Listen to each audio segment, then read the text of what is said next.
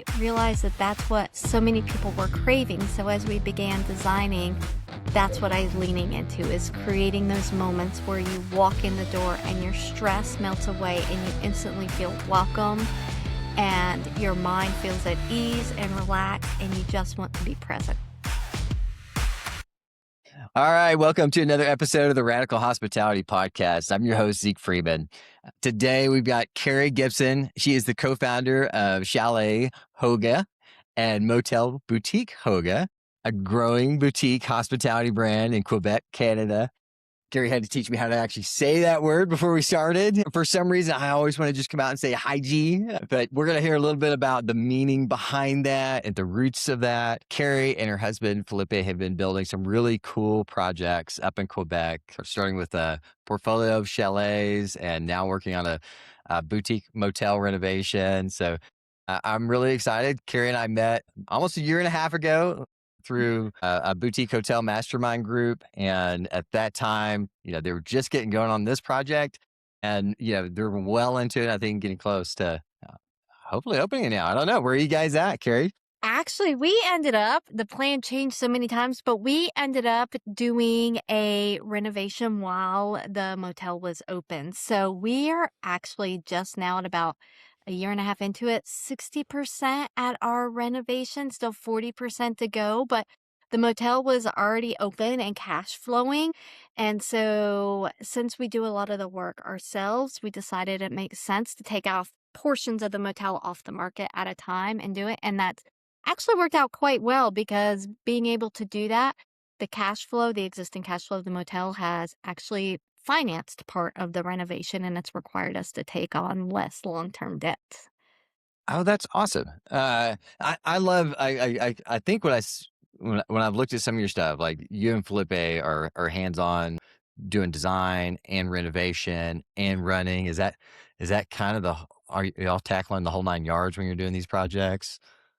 We are. Of course, we bring in contractors on like electrical and plumbing and structural and that kind of stuff. But by we, I mean mostly Philip, does the majority of the finishing. So everything from the studs and the 2x4s out is pretty much all us, unless we run into a unique situation. But yeah, no, we're very hands-on, which is something I love about the hospitality industry. You can design a business around exactly what your strengths are and how you want to run it. And for us, we're very hands-on operators. So we have three different parts of our company. We have the acquisition side, where we're going out and looking for the properties, running all the performas and the financials and doing all the underwriting. And that's mostly Philip. And then once we purchase a property, it goes into the renovation process, and that is both of us. And then once it's fully renovated, then it goes into the property management side of the business, which is mostly me. That then is continuing doing the day-to-day operations while Philip goes back and then looks for the next property to acquire, or he's working on, like right now while the motel is operating, he's also renovating. So yeah. So we are end-to-end operators. We're very hands-on. Got to kind of flip through the hats depending on what role you're in. It is, Oh, because that investor hat is very different than that operations hat. And so we have to remember what hat we're wearing when we're looking at, depending on what phase of the project we're in. Yeah. So it can be a reminder. Once in a while, we have to remind ourselves, okay, this property is in operations. It's not in renovations. So we might need to approach our expenditure and cash outlay a little bit differently than we would when a project is still sitting in renovation. So yeah, sometimes it does require saying, okay, stop. Where in the 3-step process is this property, and what's going to bring us the most ROI at this point in the process? it's funny how different personalities like each of those take, whether you're negotiating out something and looking at numbers versus am I greeting somebody and being the hospital host, or am I driving a contractor to show up and get the stuff done, requires 3 distinct people. And sometimes all three have to show up on the same day when you're managing multiple projects. So you have a little bit of background or extensive background, right? As a CPA and numbers. How did you get into transitioning out of accounting into doing hospitality, and what did that look like? Goodness. I am a numbers geek. I'm a data geek. I love it. I am a CPA by trade. However, I spent very little time, or by education, I should say, spent very little time as in the traditional CPA role.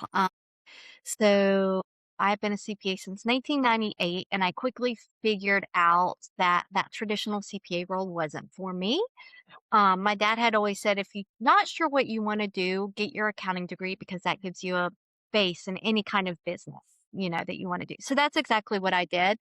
But after I completed my required 2 years of working in a CPA firm for my license, I immediately jumped to the technology side and spent the next 22 years working for both a startup and then I later a publicly traded multi-billion euro company, creating tax and accounting software for tax and accounting offices. So that was very Okay. cool. So yeah, I spent most of my career in technology, and I finished my career in technology in 2017 after working for a big international publicly traded multi-billion euro company. I finished as the general manager of the US division, and it was just a big job, a lot of pressure all the time, working 24/7. And I decided to step away from that when I was 41, just because it was consuming my life. And I realized I wanted to write a different life story in which I built something different. And I stepped away, not being sure what I was going to do, with the support of Philip, who continued in his corporate career because he was still enjoying it. And yeah, during that time, I was taking a year sabbatical, and I always thought the worst case scenario is I'll go back to corporate after I've had a time to refresh. But we bought a project house, something we'd always dreamed about doing, just as a side project, because we enjoyed the renovation process on our personal property so much. But we bought a house to kind of flip, was the idea. And in the end, I loved the process so much, and I was so attached to the house, I didn't wanna let it go, so we flipped it. We ended up opening it as a short-term rental, and then I fell in love with the hosting and ops process of that, and 7 chalets, and now our boutique motel later hotel, I never had to go back. We just kept going, and Philip was able to retire from his corporate job. He was part of the COVID quiet resignation. He retired from corporate and joined me full time. And yeah, so together we've renovated 3 chalets, and now we're working on the motel. Oh, that's awesome. So, and these are beautiful chalets, by the way. You have a really, I don't know, just kind of warm design aesthetic to what you're doing. Did you have any design background, or did you work with the designer as you put these projects together? We had neither of us has, well, Philip has, he had, as a child with his family, built a chalet from the ground up. And he always said, Zeke, if he had a career do-over, because he's an economist, a fiscalist, that he would be an architect. So he loves it very much. And so for him, it was kind of a natural extension. For me, I was shocked at my ability to do this because I'm a very much type A, Excel driven numbers person. And to find that I actually had a knack with design and creating functional flow within a space came as a big surprise to everybody, myself included. And of course, that's evolved as I've gotten, I'm starting year 9. Obviously, that's evolved a lot. What my first project looked like is very different than what our projects look like today when I'm designing them. But yeah, no, my design concept came from, actually, it's how we designed our personal house when we were renovating it, which was our first project. We had done a trip to Norway to celebrate Philip's 50th birthday. It was his dream to cross country ski there. So that's what we did. And we were both in corporate at the time, and realized the feeling that we got there was something we wanted to recreate when we were at home. Just this cozy, relaxed, comfortable feel. Like there, people work to live as opposed to live to work, which is what we were doing and we kind of tend to do in our culture. And everything, we were there in February, which was a very cold and dark season. They're very north. And so we only had like 3 hours of daylight when we were there. But seeing how they found ways to lean into it through creating these cozy moments of cocooning, with friends, with family, whether it was in a coffee shop or in a restaurant, like every building there, every experience, the grocery store was designed to feel cozy and welcoming and like you're living in a moment, which we were so bad at. So we came back and we are like, how do we recreate this at home? And that's how we learned the word Uga. And it's both a design and a lifestyle philosophy. Mm. And we read so much about it and we started implementing that into our personal lives. And we found that people would come into our personal house and say, when I walk in your house, I instantly feel relaxed and my stress melt away. And I just want to be here in this moment of whether we're having a meal together or sitting in front of the fire watching a movie. And I realized that that's what so many people were craving. So as we began designing, that's what I was leaning into is creating those moments where you walk in the door and your stress melts away and you instantly feel welcome and your mind feels at ease and relaxed and you just want to be present in the moment. I'm sorry, that was a very long Yeah, explanation I for love it. that, but like really it came off of what my experience was and what I wanted to create for myself when I was on vacation or when I came home from work and just multiplying that out into for other people and creating that space. And I mentioned there's a boutique in our neighborhood, and it's called Hygge, and I've always called it Hygge. So I got When I corrected on first it called my today, but business, I called my business Hygge, I called it Higgy for the longest Hygge. time until I really started studying it, that's when I learned the correct pronunciation for all of it, like, really deep diving into it. Is there a set of philosophies or design ideas? Like what drives Uga?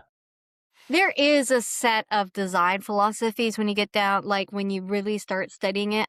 I will say we've created I call ours, like, Uga in nature because, Mm. we lean really into our chalets and our motel are very much in nature, so drawing from the inspiration of, like, the seasons around us. So, the core of it is all about texture and lighting and simplicity. So I won't say minimalism, but more around simplicity. And simplicity, I have learned means different things to different people, so all the way from, you know, what you're doing. Like for me, a simple, quiet moment is sitting on my couch with a book wrapped in a cozy blanket. For Philip, a simple moment is being out on the mountain on his mountain bike, like really going very fast and forgetting everything around him and just focusing intently on the trail that's in front of him. And so simplicity, because it means different things to different people, means designing different spaces within the same property that speak to people in different ways, from a book corner to a kitchen that invites you in to do something different to a bedroom that either some people want to stay in bed and have breakfast in bed, and some people, and some of it's like walking out and having access to you immediately, your bike and a place to exercise. So Uga at its core is simplicity, coziness, and moments of purpose. Mm. That's different to different people. So the emplacement, like I find, like even at first, I struggled with people in urban areas using the word Uga until I understood what Uga was. Like I would see an apartment in the middle of Montreal, in old Montreal called Uga. It's like, but it's so busy and loud and it's a complete, but that's where I started to understand it means something different to different people. And even especially when you live in an urban area and maybe it's busy, you do want to create those quiet moments of simplicity, which can be a completely different design aesthetic in an urban area compared to a rural area. Yeah, I like how you've taken it from a design aesthetic to, hey, this is more of a philosophy of a space that we're creating for people, or it ties into that, that they have this opportunity to really step back, find those quiet moments. And what's nice with your portfolio of projects is it doesn't look like a scattered multiple. I've got a a mountain property, a lake property, a beach property. It all feels cohesive. And you've created a brand with that. You can kind of see how you're moving from one project to the other. Was that intentional? Did you guys end up stepping into that? Did you end up buying multiple units all at once, or is this one project that led to the next, that led to the next? How did that evolve?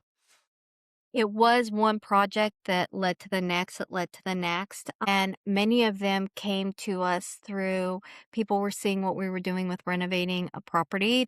All of our properties are close together in the same community, and it's in a community of multiple ski chalets with multiple owners that started its roots in the 1960s. So it's kind of iconic in the Quebec. Everybody knows about the domaine charitable is what it's called.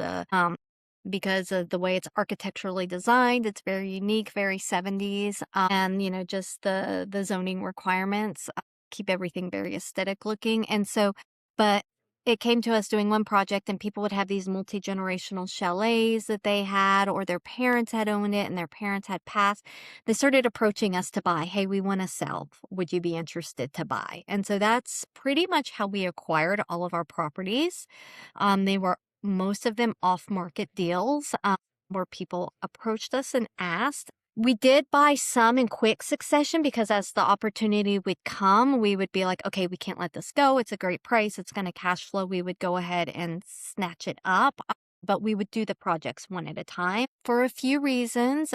One, we wanted to be very intentional with it. And because I'm not a designer by trade, I need to focus on one project and really understand what that project is going to become and really lean into it. I don't have the capability very well to multitask multiple projects and have each one feel the way I want it to feel at the end. Yeah. However, the acquisition of the properties all within close to each other and all with the same in Quebec, focused on ski and outdoor areas, was very intentional. We knew, number one, I'm not a designer. That's the aesthetic I know how to create. And so I really wanted to lean into my strength, but also it's what makes us happy. Like for any project, passion comes first. If we're not passionate about it, it's going. If we look at a property and it doesn't immediately evoke, oh, we could do this, we have the opportunity for this, and this is how guests would feel this, or it's just kind of like, oh yeah, interesting. We'll pass on it.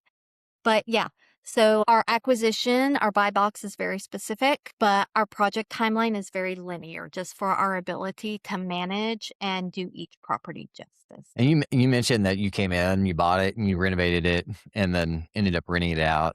A lot of people like the burster, where you're buying, renovating, and then short-term renting it. What was your kind of financial strategy to move from one project to the next?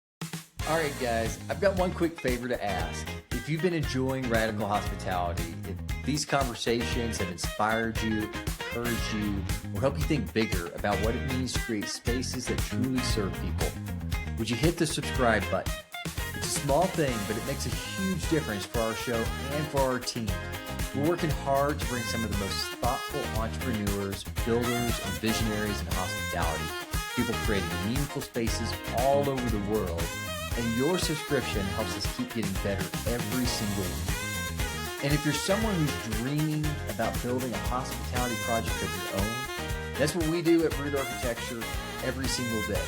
We help clients design and bring those spaces to life. You can book a discovery call with me or someone on our team at therootteam.com. Thanks so much for being a part of this journey. It really means a lot to me. Subscribe, stay with us, and let's keep building cool stuff that serves people well. Since we both had, we're midway or a good way through our professional corporate careers, we did have a nest egg, separate from our retirement accounts. You hear about people cashing out their 401ks and investment accounts. We made the decision to not do that. For some people, it's a good decision, but for us, we made the decision to not touch that. But instead, we used the decision of number one, using the dispensable savings that we had.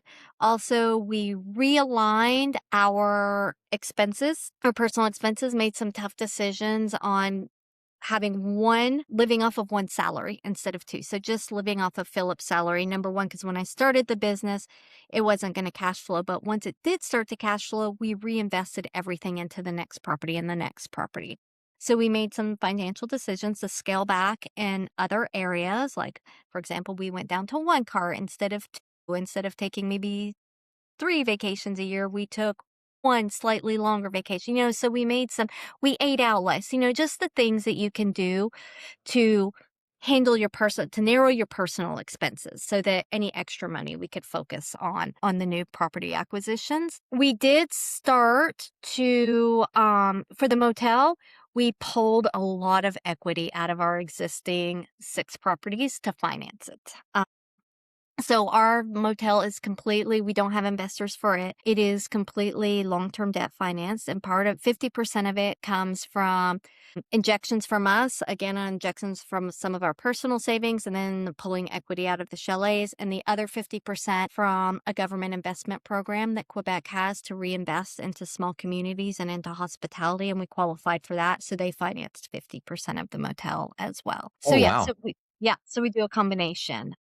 And that's one thing I think people overlook a lot. I am American coming from the US, and I did work in government a lot, working with tax software, a lot with the IRS and the Department of Treasury. And I think one thing people overlook a lot in both the US and Canada is government grants and financing programs that are out there for specific projects, especially under the economic development and tourism arms. They'll often have money for projects that special, just not just the SMB loans, but they'll often have some special project money, especially if you're doing a renovation as opposed to a ground up build. But people should always check into that, because we've even gotten government grants for things like all of our laundry equipment. Like we got, you know, $30,000 free grant money to buy all our washers and dryers.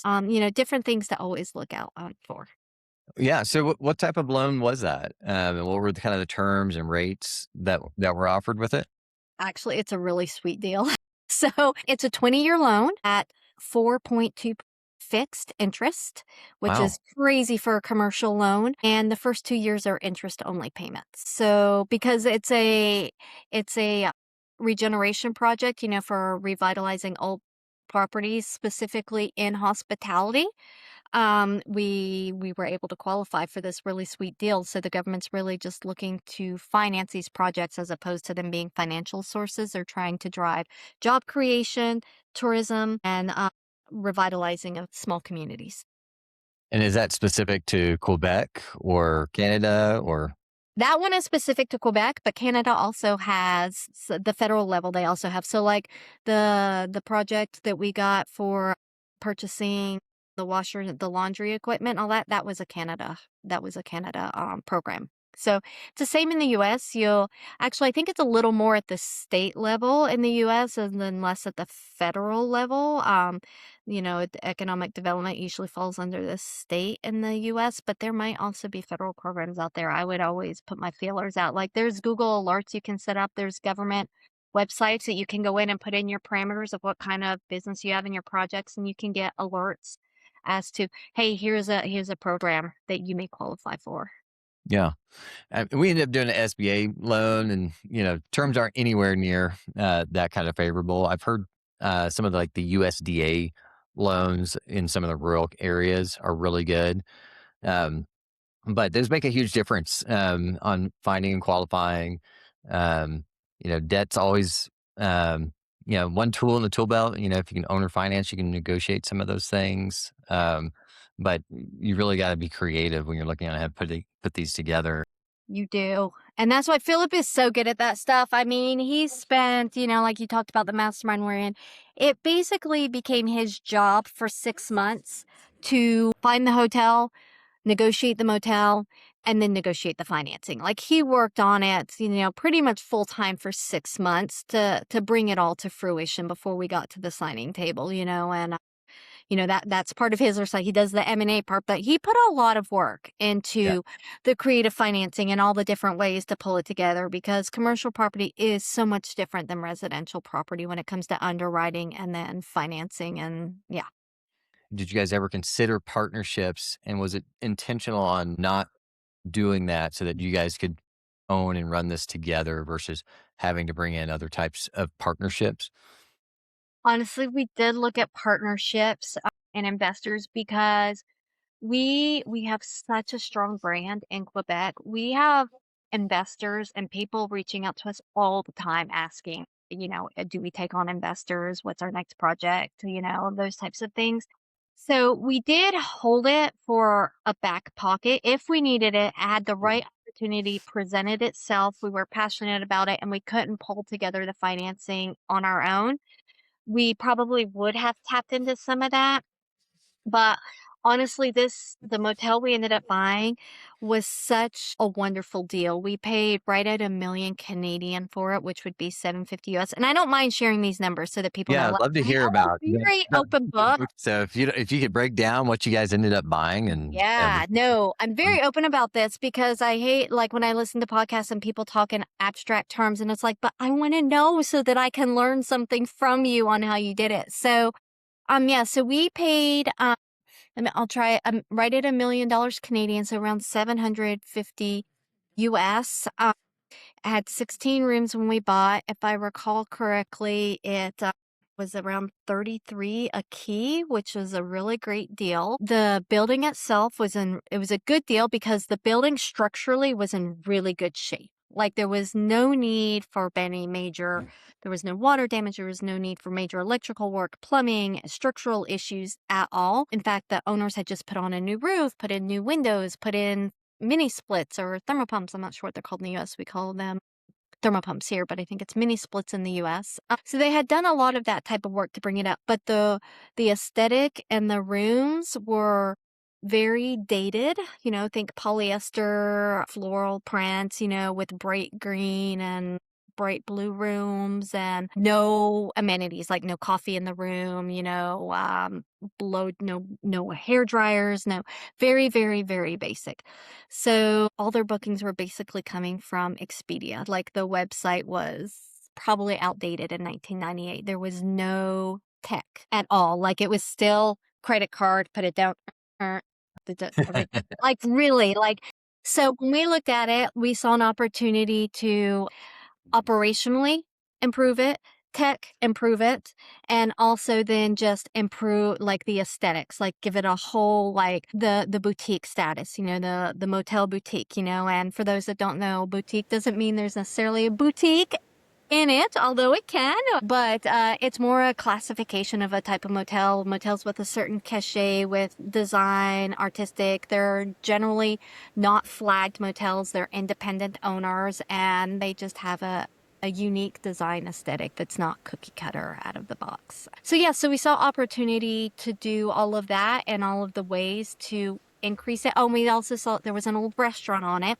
that was non-functional, was just sitting there like 2,000 square feet of unused space. So we're adding 2 rooms. One's already been added, so we'll be 18 keys when it's done. And then we're going to turn the rest of it into a shared space, so a coffee shop type vibe where guests can, a shared kitchen, a shared washer dryer. And then on the terrain, the land outside, we're going to have a barbecue hammock like area. We're going to have a wellness area with saunas and spas and cold plunge because we are in a ski outdoor area. So that goes. And then the third, we're very dog friendly. Our brand is very, very leaning into dogs. We're going to have a little dog park. So, so all of those things, like all those opportunities, it was ripe with opportunity to increase the ADR, the value, the everything. So just in 18 months of doing that, we've implemented a tech stack. We're 60% done on the room renovations, and we have like our guest experience and the amenities that we've added. Like we went from when we bought it, it was an average ADR of 139 and we're at 189 now. And then just in motel though, Zeke, in the summer, because it's really a summer destination, our ADR is up. It's like 234 right now. That's So awesome. like and at 100% occupancy. Oh, And wow. the whole region's at a Yeah. summer 100% occupancy, but Yeah. our stats are so good, our improvements on occupancy and ADR, that we have to submit a report to the government every single month, telling them these stats, as that's what they use for the health of tourism. In the past 3 months, we've gotten back an email that says, "Are you sure this is right? Like this in no way correlates to prior years, da da da. And if so, can you explain why?" And we have to explain. So, oh, and the other component I forgot is our reviews. Our Google reviews and all our OTA reviews are higher than any other accommodation in the region. So all of those things is like already giving this business model rocket fuel, and we're only 60% done. When you started it, did you shut down at all for a period, or have you just kind of slowly made the improvements and transitions um, to improve as you went? And what were some of the initial things that you guys put in that helped kind of drive some of this? So we did make the decision at first because it's like we bought it in low season, which, by the way, learning lesson, buying a commercial property with heavy fixed monthly costs going into low season is a lot. Like, one thing we underestimated was the cash outlay for the first 6 months. Like, we struggled the first 6 months. Like, we were pulling money left and right for ops anywhere that we could get it. So yeah, so that is one thing I would tell people is our biggest learning lesson. Like, make sure you understand the season that you're buying it in and how you're going to spend money until you get that first round of like serious cash flow intake. Hmm. But we bought it in low season. So this is one thing that changed our renovation plan because the motel was so empty. It was like, well, we're only at 9% occupancy for the first month anyway, and it's mostly travelers that are just like doing overnight stays. So the motel was like mostly empty from like 9 a.m. to 6 p.m. And some days we had 0% occupancy. So we just started renovating then. Philip started working on one room and like, let's do a prototype room. And while he's doing that is when I started implementing Muse, who's our PMS. And so that was my first stage of tech implementation. So yeah, and as we went along, we realized, okay, we think we can do this because even when we picked up to winter, which was more in the 40 to 50% occupancy, the number of hours we could work a day diminished, but we were still able to work while keeping cash flow coming in, which became super important in that first 6 months. Because when you start with a base of zero, and but at the same time you're outlaying cash for starting renovations and just the operations costs, became important and we realized, okay, we can do this. We do put a pause on renovations. Like, I'm in our most recently renovated room. That's why there's a blank, freshly painted wall behind me. As soon as Philip is done with this, we'll stop for the summer because just operating the motel, because again, we're hands on with operations, will take all our time. And the motel will have guests from 11 a.m. or from 3 p.m. till 11. So we only have really a 4-hour window where we have no one on site. And even Yeah. then, if we have a 2-night stay, they might still be on site. So just having a messy, like, noise doesn't work at all. And how has lifestyle been moving from managing short-term rentals to now managing a hotel? Such a good question. And one thing that we had conceptually heard about in the mastermind and talking to others, the difference between running short-term rentals and a motel. So conceptually, we understood it was going to be different. We were not prepared, like, in actuality for the ops differences. Because saying, yeah, I get it, but then actually living it. So with a short-term rental, people spend a lot of time planning that vacation in advance because they're longer term stays. Like, our chalets are generally, our average night stay is 6 nights. So they're longer stays, coming in family, coming in groups. People do all of their planning in advance so that when check-in day comes, they self-check in themselves. They'll often say, we're here, good to go, like, thanks, everything's beautiful. And then we don't hear from them until it's like, okay, we're gone, thanks for the lovely stay. Like, everything's done. They've asked all their questions in advance. They've planned their restaurants, they've planned their activities, they know all of that. And all of the bookings happen online, or the communications happen online, like by email, via WhatsApp, through the chat bot on our website, whatever it may be. It's rare we get a phone call. Flip all of that upside down for a motel.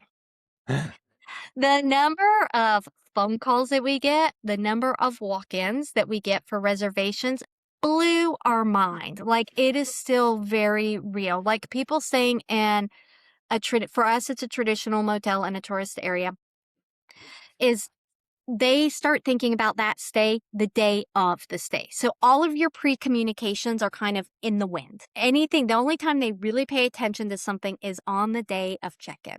And we have learned that. So like with our guests, we communicate the check-in information 48 hours in advance. I quickly learned if I give them their check-in information, like their door code and their room number 24, they don't read it. They show up at the reception and say, now I know that I send it on 9 a.m. on the day of check-in, and then people can self-serve themselves into check-in. So for a motel, they expect the interaction the day of, and they expect someone to be on site because then that's when they're going to ask, what restaurant should I go to? Where should I go for my hike? Mm. What's dog friendly? What's best for kids? They don't do any of that pre-planning with the motel at all. They do it on site that moment. So our dreams of an autonomous motel are not going to be reality for a very long time, where our chalets are completely autonomous. Like, we have our on-site ops staff that handles the turns and any emergencies, whatnot. But as far as like guest services, they're completely autonomous from check-in to check-out. And here, if you get a bad, when we get a not so great review, it's because they couldn't find someone to talk to. Yeah. Have and how are you guys staffing this? And is it all you, or do you have guest services or remote? What's kind of your staffing stack look like? So right now it is, I would say we have 4 full-time employees, Philip and I being 2 of those. And then we have Layla, who is our daily operations manager. So she handles, the cleaning, scheduling the staff for the cleaning of the rooms, the restocking of the inventory, the amenities, the ordering, all of that stuff. And then we have Lilia, who is our virtual assistant, who is amazing. She handles all of the digital and upfront communications now. So, like when guests write in advance, she's the one doing that. She's the one arranging reservations. She's the one handling questions up until they show up on site. She's the one if they have special requests, making it sure it gets in, for the staff to handle. And then for the cleaning team, depending on the season. And low season, we need just 1 cleaner, and sometimes even then, there's nothing to do, and Layla, our operations manager, she'll just handle all that herself. But this time of year right now, we have 4 part-time employees. So, in addition to me, Philip, and Layla, we often have 3 other people on site, so it takes 6 people to run the chalet or run the motel in high season. 6 people on site, 6 people typically. on Yeah. site and 1 person off site to run the motel in high season. But Okay. that goes down to 3 people on site and 1 off site in low season. Uh, Cool. I'm curious what advice you have for me as we're getting ready to open up a 22 unit hotel, and we're going to be managing managers. So we have a manager that's going to be kind of running most of the ops. But one of the things I know when you haven't done it, it's a little bit more difficult to know how to tell the people what are the specific things you want them to do. What do you think for us are the things that we should be aware of as we're getting opening, that we should watch, that we should keep close tabs on, as we're going into launch on this? So, see, that is one reason why Philip and I choose to be so hands-on, like, why we scale so slowly and choose to be so hands-on, because I wanna know every detail of my business from the inside out. And even when I was in corporate, it's the same way. Like I just started as an analyst and I ended up as the general manager of the whole US division. But I knew every detail of my business from the ground up. In fact, when I got too far away from my customer is when I became so unhappy when I was just living in reports. So I love I think I'm more of an ops person. I have a blend of ops and strategy, but if I had to pick, are you going to focus on strategy or ops? I would pick ops because of the pace and the engagement with people. Mhm. But so we're very hands-on in that. So first of all, when I had no idea what I didn't know until I started doing it. The biggest thing that I quickly learned, not only for us, but with them, is number one, accessibility to guests. Like I don't know what your model is going to be for check in and for them to be able to talk to people, but having multiple ways for them to talk to people. And we have people, we don't sit at a reception desk. We're too small of a team to do that with too much to do, but we have that. We also have a ring doorbell. So if we're not there, there's a sign that clearly says we're working around the motel. Just push this button and we'll either Goes be to here or we somebody's can cell talk to phone. you on the phone. Yep. Cool. They also we use a guest services app. It's what they get their code and everything on. We use a software called Enzo, but also on it, they can just message us directly on there. And any one of the team members can then just see the question and answer it right away. So, multiple ways for them to communicate with you because they are going to expect instantaneous responses, unlike in a short term rental. And the other thing is like super clear expectations on property readiness. So, like, I forgot about things like not only do you have to prepare the room, but you have to restock the room. You have to final check the room. You also have to do all of this with the outdoor spaces. And my focus was just on like the room has to be clean. And I didn't understand. And so multiple times there was no clear assignment of like who is responsible for just because I have found that general cleaners are not great at room setup Yeah. and like they're really good at getting in clean, but when it comes to that final details of is the remote just right? Is the tissue box perfect? Is the light at the right, if you guys are going to be a higher end motel, is the lighting set correctly right for the right ambiance? That's not going to be your cleaner. And that's where we figured out, okay, we have to have someone that is in charge of final inspections that has a separate list that goes through. We have to have someone else that's responsible from room cleaning, restocking of the amenities.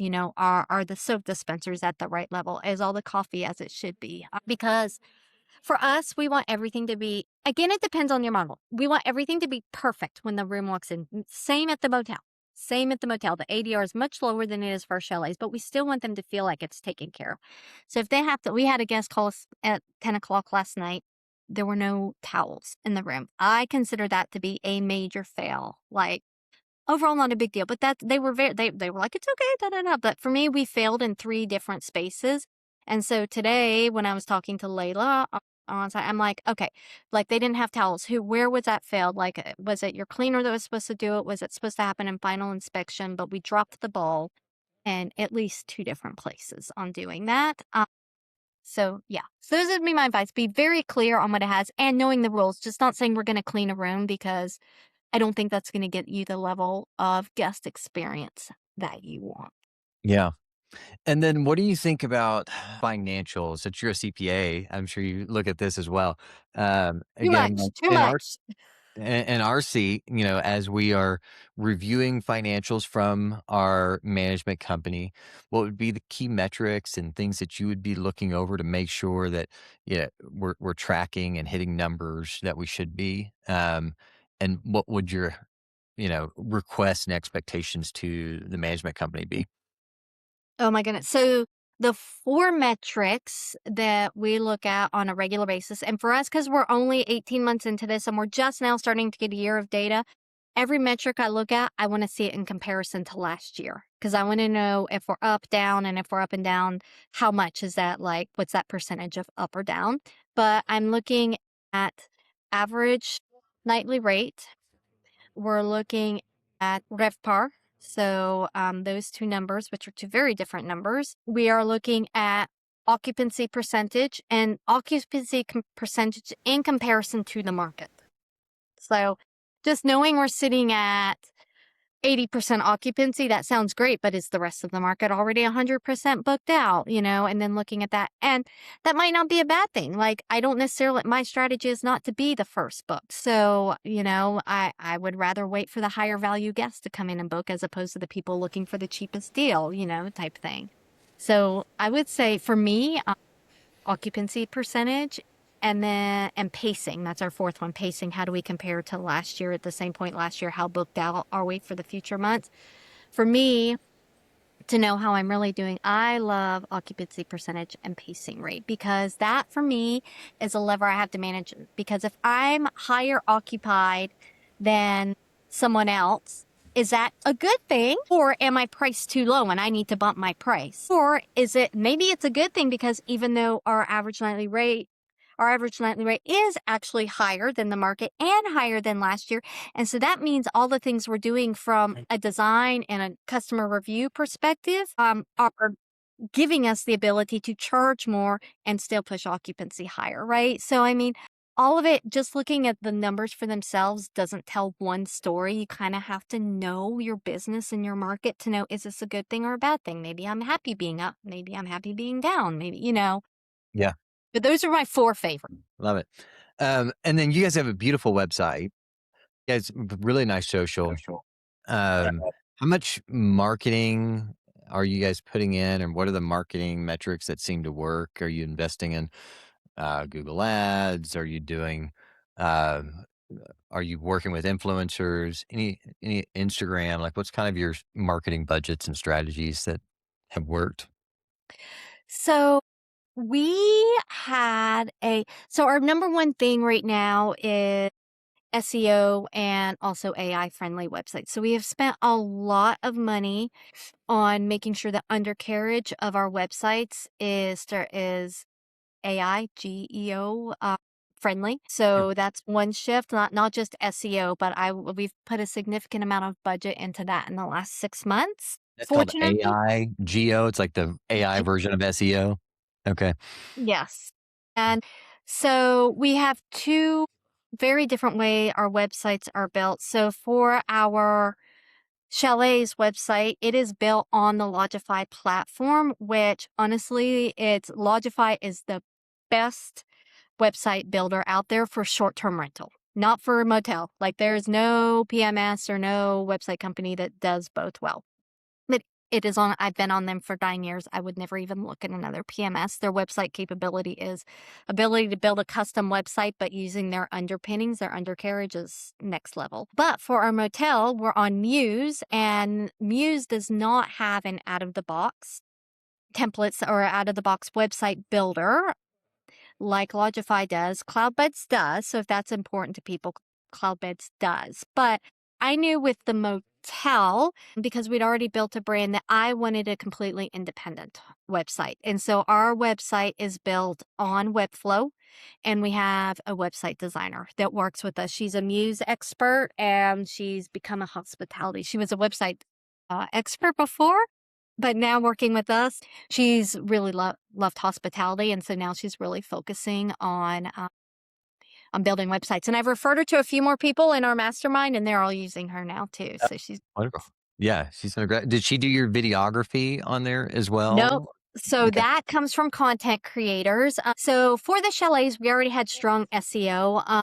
And I do Google ads for the chalets. I do paid invest on that. I have not done paid ads for the motel yet because I'm still building up the credibility of our motel website to I think get maximum exposure, like a good pay per click average. Like if you don't have good Google credibility, it's a lot harder. Where if they know you have a really good website and you're trustworthy, even with paids, I find that they perform better. The other one that's strong for me is on marketing, and this is what's giving, in addition to the website and SEO, is partner marketing, what I call partner marketing. And we have 3 different pillars under partner marketing. One is tourism boards. We're very involved with the tourism boards. So, that's And a then are great those way to a pay to play thing with the tourism yeah, board? yeah, I mean, Mhm. and people are like, "I'm not gonna pay for that, da, da, da." Well, the whole job of the tourism board or the DMO, some of them called direct marketing organization, is to bring business to your region, right? So if you're tapping into them as a marketing partner, then you're already touching warm people. You don't have to convince them to come to your destination. They're already researching your destination. It then becomes your job to take this pool of warm people that are saying they're coming to the region and then start to pull from that pool instead of like just this big generic Google or Meta pool that's out there. You're hoping to hit someone. Instead, you're hitting people that have already raised their hand and said, I'm interested in your region. It's your job to convert the right avatar from that into your to your Yeah, guest. it's a good funnel to tap in. You feel like that's had a good ROI? It's had an amazing ROI because not only is it you're tapping into that funnel, but then if you build trust and they trust you. So let me give you some examples of what's come out of our relationship. So we're a member of now with the motel, 5 different tourism boards. We're a member of Bonjour Quebec, which is the provincial one. We're a member of our city ones for each the motel and the chalet, and then we're a member of the regional ones for the motels and the chalets. We're very involved in them. I'm at every meeting. I contribute. Involve them when I have when I'm bringing influencers. But then when they're doing media or they're placing influencers, they want to place them with the businesses that they know are going to provide the right experience. And they know, all of them know our properties are going to give them the next level experience. A lot of times when they bring in influencers, they put them in our chalets or in our motel.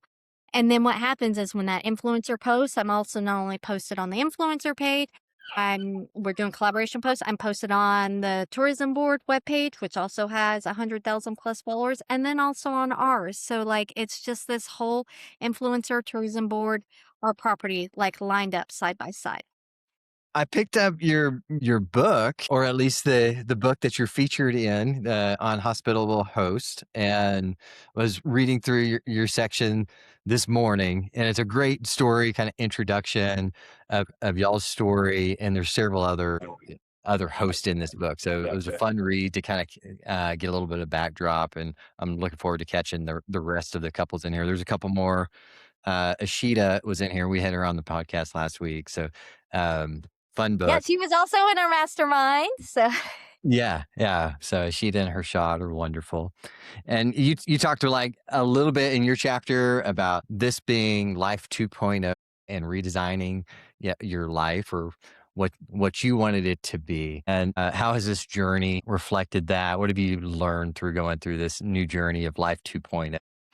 honestly, like, um, I'm not a risk taker by nature. Obviously, I'm an accountant, but I feel infinitely proud of myself and grateful that I somehow found it, despite that it came from a very dark moment, but that I found the courage to walk away from many would be considered to be the top of a very successful professional career and realizing that this was not the life that I dreamed for myself. I was so miserable, like so overwhelmed all the time. And I'm like, when I'm on my deathbed, like, is this like literally, I asked myself this question, am I going to be happy with the life I lived? And the answer was a resounding no, but it's hard to walk away from, the credibility you've built up, the financial income, that you're getting, but realizing that deep down something had to change. And you hear people say this, and I would always hear this and say, so cheesy, but I spent like a good hard 6 months with myself, like, not doing projects, not like sitting, literally staring at myself in the mirror, but like giving myself space to think, like, how did I end up in this spot and how did I not end up in that spot? And the biggest thing for me that I realized, Zeke, is I'm a people pleaser. Like, I like people. Like, I'm very human driven. Like, for me, the human connection is more important than the money than anything. And that's part of what I realized. But is that I allowed society to define my definition of success. And that's the definition I was following.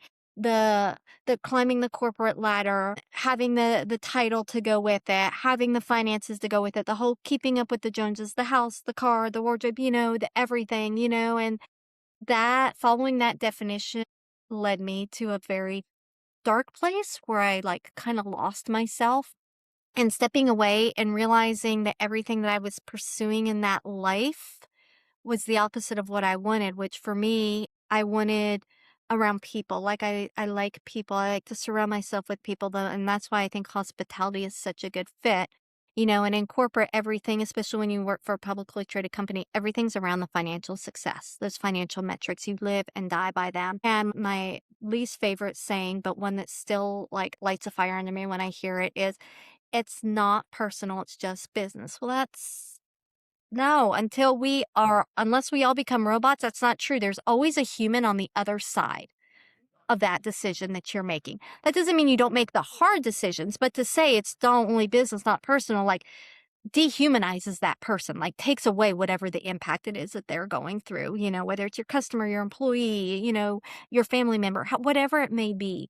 So I think that's the biggest discovery that I had, and like understanding what my core values are and then building a life around that has led to, and it's not sunshine and roses all the time. We go through plenty of stress. There's plenty of days that aren't perfect, but I get out of bed every single day. We work 7 days a week. Just that's what happens in hospitality when you're renovating and hospitality and you're trying to learn your business. But we both get out of bed truly excited for the day. Like, I can't remember the last time I dreaded getting out of bed, because what we have the opportunity to build, like, lights us up from the inside. And I still say we traded money for happiness. Our finances look a whole lot different. We have to make decisions, often we're reinvesting, like, we have to cash flow, so we're on that constant, what do we need for living versus what do we keep reinvesting so we can cash flow more and more and more, so financial decisions look a lot different. But I can also tell you this in transparency. When I worked in corporate, when we both worked at corporate, it's better from this direction, our financial growth, because we do need money. I'm not going to lie. We all need money. But look like this, trotting along at a good regular rate, investing in the 401ks, da da da da da. As soon as we both quit, our personal assets, our individual wealth did this, That's awesome. and Yeah. yeah, because no longer we changed our relationship with money. and we change the way that we invest. And that doesn't mean all of this is sitting in my bank account. Very little of it is sitting in my bank account.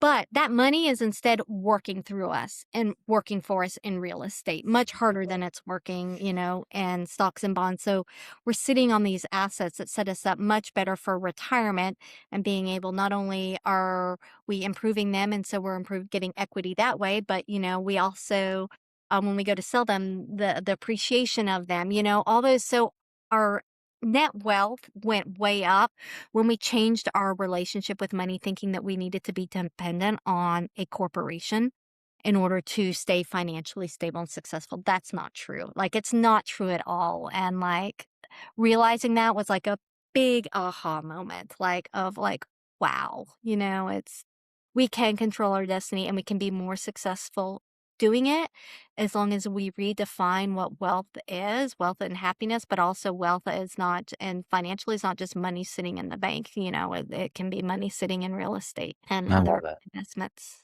Yeah. If you had one piece of advice for that person that's like still sitting in their W-2 and they're feel this inkling like hospitality or real estate might, be for them, what advice would you have for them? My advice would be just to start, like, take what you have now and invest it in some way that you can.